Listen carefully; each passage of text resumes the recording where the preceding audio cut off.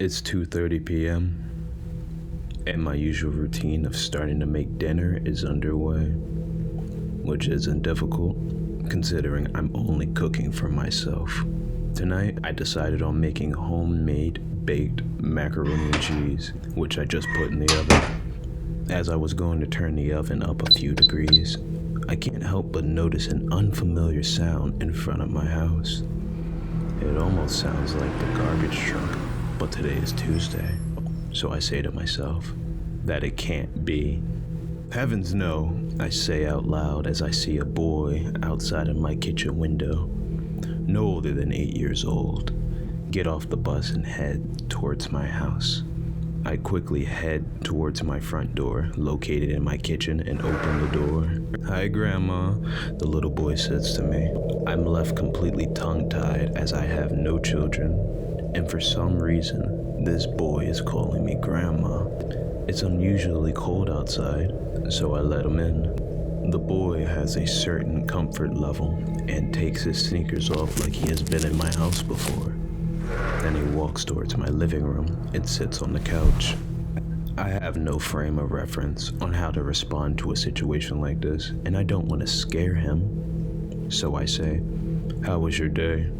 "It was good," the boy responded. "How is your mom?" I asked. "She's fine," the boy replied. "Do you know how you're getting home?"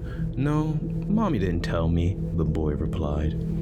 I'm fairly certain that I should call 911, but I'm also taken aback on the comfort level this boy has in my house. Being a single older woman, I'm a little weary that something malicious might be going on, like I might be getting scammed, but I don't know for sure yet. I really don't know what to ask, so I say, "Do you want me to get you something?" "Macaroni and cheese," the boy replied. That response pretty much made me stop dead in my tracks, for I thought to myself, how did this boy know I was making macaroni and cheese? "Why did you ask for macaroni and cheese?" I asked. "Because that's what I always ask for," the boy replied. "That's what you always ask for when?" I asked. "When I come here."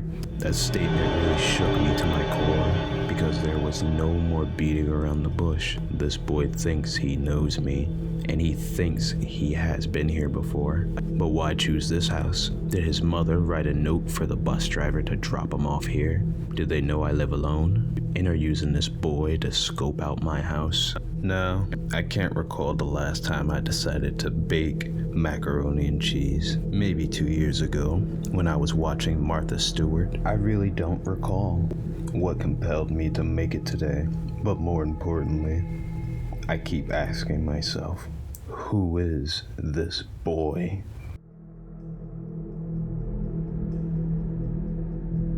Ever since I retired from the post office, my days have been filled with nothing more than reading Reddit stories or watching cooking shows. It's not really how I envisioned my life would be. But que sera, sera, I keep telling to myself. "Let me go check on the mac and cheese," I say to the boy.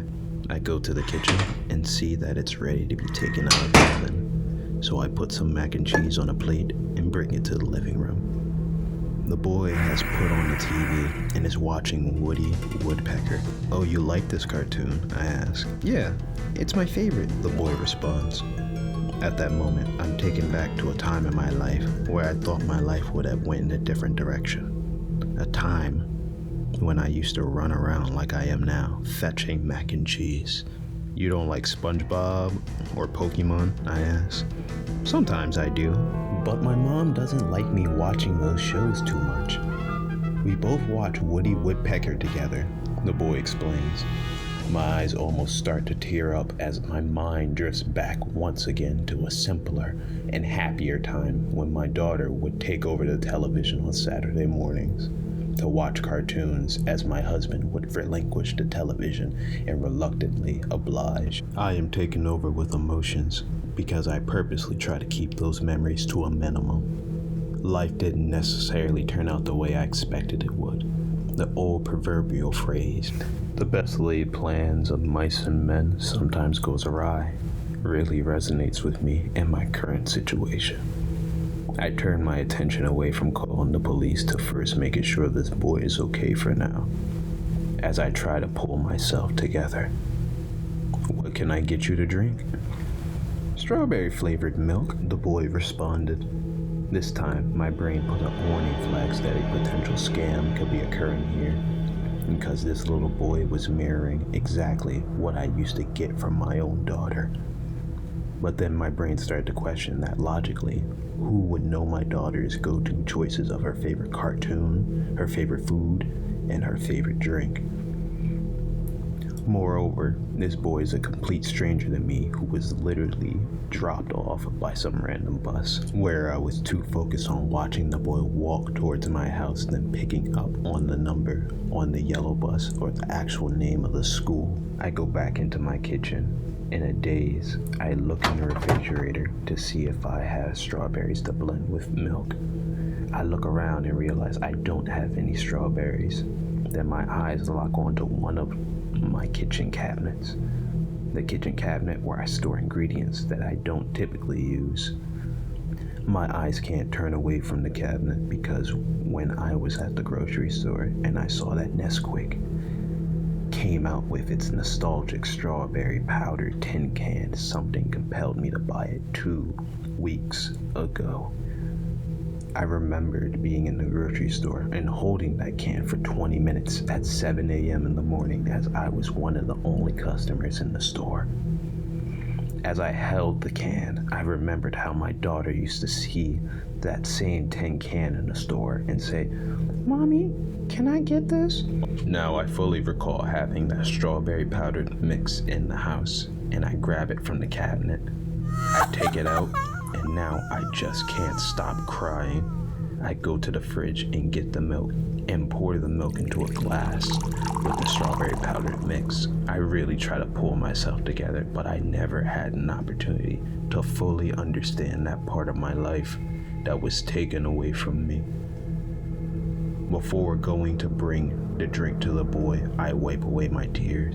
As I walk in the living room, I see a photo of me, my daughter, and my husband on the wall from the late 1980s, and I remember when this house was once bustling with happiness and joy. The boy takes the drink from my hand and says, "Thank you. I've been living alone for so many years now that I have forgotten what to do after I gave the drink to the boy," as I stand awkwardly in the living room. I do have one pressing question that I'm reluctant to ask this boy. A question that questions my own mental health, but also piques my own curiosity. "Is there anything else I can get for you?" "No, I'm okay," the boy responded. "By the way, besides Mom or Mommy, what's your mother's name?" I asked the boy. "Valencia," the boy replied. After hearing that word Valencia, my brain instantaneously went into Y2K mode and was overloaded because I was taken back to a time when my husband and I were on our honeymoon in Puerto Rico, and we both fell in love with each other in the hotel we stayed at which was called the Hotel Valencia, so much so that we named our daughter after the hotel. We both adored Valencia. I can picture me and my husband holding hands and fast forwarding to giving birth to our daughter several years later. I can't snap out of this memory trance that I've ventured down into because there has been no one in this suburban neighborhood with that same name since my daughter. My brain doesn't want to come back to reality because it's still processing everything this unknown boy has presented to me today. The boy finishes the glass of strawberry milk and slams it down on the coffee table, almost to get my brain to stop thinking about the thought of my daughter and husband leaving the house. My brain painfully pauses on that thought, and the boy uncharacteristically looks into my eyes, as young boys typically don't do, and says, "Grandma, I'm going to go outside and play." As he gets up and leaves the house, I know I will never see him again. As my brain presses play again, I see my husband and daughter leaving the house to never return from that car accident that took both of their lives in 1988.